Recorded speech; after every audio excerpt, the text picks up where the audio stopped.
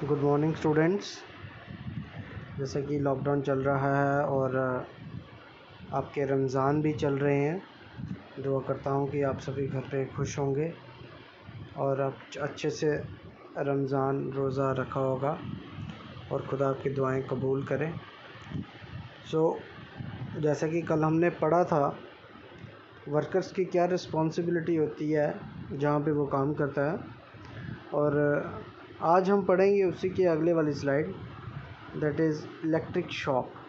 अगर कहीं पे काम करते हैं, अगर कोई इलेक्ट्रिक शॉर्ट सर्किट या फिर इलेक्ट्रिक बिजली से कोई करंट से कोई किसी को कुछ हो जाता है तो आखिर वो कैसे होता है, क्या है, क्यों है और किस लिए है। चलिए आज की क्लास को शुरू करते हैं और स्लाइड पे आते हैं। देखिए ये है हमारी आज की स्लाइड जिसमें है electric burns and shocks. Burn से आपको पता ही है, बर्न हो गया अगर कहीं पे जल जाता है तो उसको बोलते हैं बर्न, और शॉक हो गया आपको करंट वगैरह अगर हो तो उसको बोलते हैं शॉक। कहता है कि कई बार किसी के साथ भी कोई भी चीज़ घट सकती है जहाँ पे इंसान काम कर रहा है, ज़रूरी नहीं है वो इलेक्ट्रिक शॉर्ट ही हो, और भी कई चीज़ें उस पर एक ख़तरा बन के आ सकती हैं। तो इसीलिए बताया गया है कि जो हैज़र्ड्स मैंने आपको जो पहले पढ़ाया था कि हैज़र्ड्स कौन कौन से टाइप के होते हैं, किस किस टाइप के होते हैं, फायर कौन कौन सी टाइप की होती है, फिर उसके बाद आपका एक्सटिंक्शर कौन कौन से टाइप के होते हैं।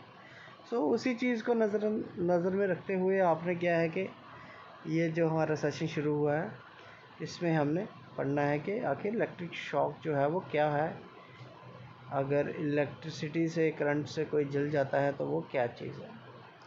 कहता था main risk associate with electrical energy are electric shock. Electrical energy हमें पता ही है, जो जैसे कि आप तार का यूज़ होता है उसमें वायर का, जो कि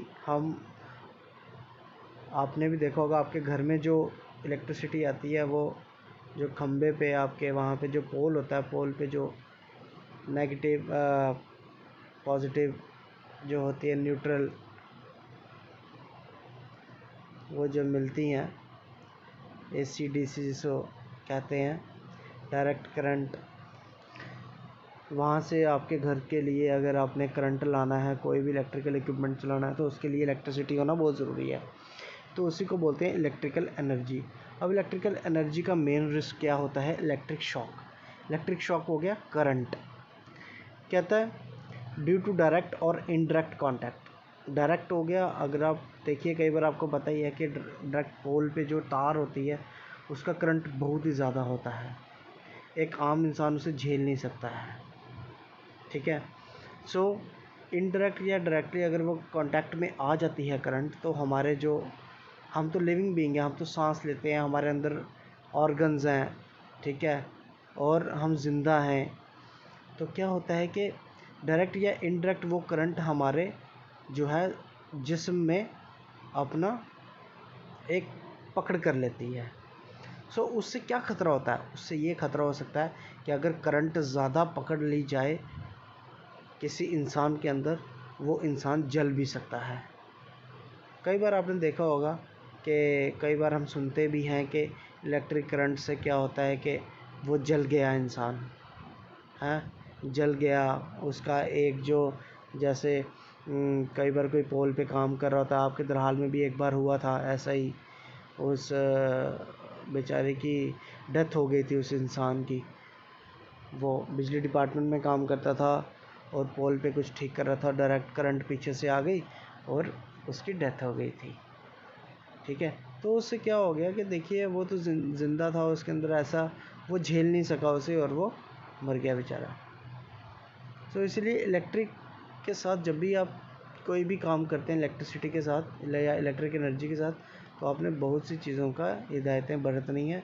जिस चीज़ का नहीं पता उस चीज़ को बिल्कुल भी नहीं करना है। कहता है electric Burns account for a significant percentage of fatal accident. कई बार क्या होता है कि कई इंसान को जब इलेक्ट्रिक करंट लगती है वो जल्दी से छूट जाती है और वो बच जाता है, ठीक है, कुछ परसेंटेज उसकी जो, जैसे जिस्म में पूरा 100% है, कई बार उसको बाजू में लग जाती है, कई बार पाँव में लग जाती है, कई बार चेस्ट वगैरह पे लग जाती है, पर वो बच जाता है।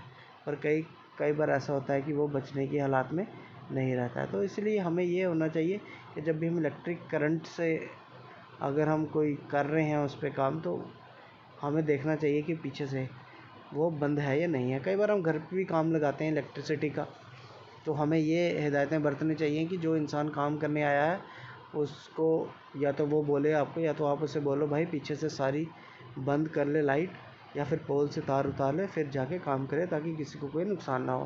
क्योंकि अगर किसी को इलेक्ट्रिक शॉर्ट लगा हो और अगर आप उसे छुड़ाने जाते हैं, हाथ भी लगाते हैं, तो वो क्या करता है कि उसको भी पकड़ लेता है, उस इंसान को ही पकड़ लेता है जो इंसान उसको छोड़ने जाता है, जो उसे छुड़वाने जाता है। सो इसलिए ये रिस्क है एक बहुत बड़ा। और सेकंड पॉइंट आ गया, every year people suffer from electrical injuries due to technical problem. अब टेक्निकल प्रॉब्लम से क्या होता है कि लोग तरह तरह की इलेक्ट्रिक इंजरी से गुज़रते हैं। इक्विपमेंट फेलियर, कोई चीज़ चलते चलते बंद हो गई और आपने उसको खोल दिया, पर आपने ये नहीं ध्यान रखा कि पीछे लगा हुआ है उसका प्लग, और उसको खोल दिया और उसको ठीक कर रहे हैं, तो जकदम आपके अंदर करंट आ गई। ठीक है, वो चीज़ का ध्यान रखना है। टेक्निकल प्रॉब्लम्स हो गई कि फॉर एग्ज़ाम्पल अगर किसी को आपने पोल पे चढ़ाया हुआ है लाइट लगाने के लिए, आपको ये नहीं पता है कि, आपको पता है कि अभी पोल पे लाइट नहीं है, पर खुदा ना खासा आधे सेकंड के बाद या 1 मिनट के बाद लाइट आ जाती है, तो वो इंसान बेचारा वहीं का वहीं रह जाता है, और उससे उसके नुकसान का भी फ़ायदा है, उसका नुकसान है, वो इंसान करंट से मर भी सकता है, या उसके कोई ऑर्गन वगैरह भी आ सकते हैं। ठीक है, सो इस चीज़ का बहुत ध्यान रखना है। और कहता है unauthorised use of electricity, electricity को ज़्यादा यूज़ नहीं करना है। जब भी आपने घर से बाहर निकलना है, तो जहाँ पे ज़रूरत नहीं है आपने इलेक्ट्रिसिटी बंद करनी है, क्योंकि ये इलेक्ट्रिक एनर्जी है। हमें एनर्जी को जितना करेंगे, उसको जितनी चाहिए उतनी ही यूज़ करिए। कई बार क्या होता है, मैं देखता हूँ कई लोगों के घर हीटर ऐसे ही लगे रहते हैं।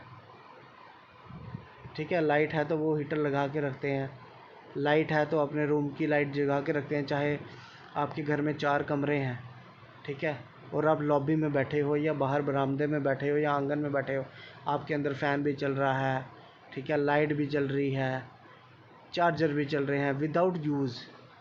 तो ये नहीं होना चाहिए, इलेक्ट्रिसिटी को हमें सेव करना चाहिए। An electric shock occurs upon the contact of a human body with any source of electricity that causes sufficient current through the skin, muscles or hair। अब क्या है कि अगर जब इलेक्ट्रिक शॉक होता है, इलेक्ट्रिक करंट होती है, वो जो बेसिकली हमारा डिपेंड होता है कि हमारी बॉडी पे ही वो सारी पकड़ती है, क्योंकि हम लिविंग ऑर्गन्स होते हैं हमारे अंदर, और ये sufficient current through the skin and muscles और हेयर। हमारी स्किन जो है वो बड़ी सेंसिटिव होती है, और हम good conductor of heat and electricity होते हैं। हमें जल्दी से, अगर किसी कोई भी चीज़, जैसे वायर होती है, कोई वायर अगर कहीं से कटी हुई है और अगर हमारे हाथ में आ जाती है, तो हमें करंट वगैरह लग सकती है। अगर हमारे बालों के साथ वो टच हो जाए तभी भी लग सकती है करंट। ठीक है, सो ये है कि इसमें बताया गया है कि टेक्निकल प्रॉब्लम्स जो होती हैं, इक्विपमेंट फेलियर्स होते हैं, या फिर अनऑथराइजेशन यूज़ ऑफ इलेक्ट्रिसिटी जो है वो बहुत बड़ा एक कारण होता है कि हर साल हमारे यहाँ मौतें होती हैं हमारे इंडिया में। कहता है death causes bye an electric shock is called electrocution. जो लोग इलेक्ट्रिसिटी से मरते हैं, इलेक्ट्रिक शॉर्ट से मरते हैं, जिनकी डेथ होती है, उसको बोलते हैं इलेक्ट्रोक्यूशन। ठीक है, the risk can be reduce by protective measures in according with the relevant regulations and standard. आपने क्या करना है, जो रिस्क होते हैं वो कम करने के लिए आपने क्या करना है, कुछ अपने शरीर को प्रोटेक्ट करना है, कुछ ऐसी चीज़ों का यूज़ करना है जिससे क्या हो सके कि आपको इलेक्ट्रिक शॉक नहीं लगे। सो जैसे कि मैंने आपको बताया था, फायर एक्सटिंग्विशन में या फायर लग जाए तो पीपीई किट होती है जो हमारी, वो यूज़ कर सकते हैं हम।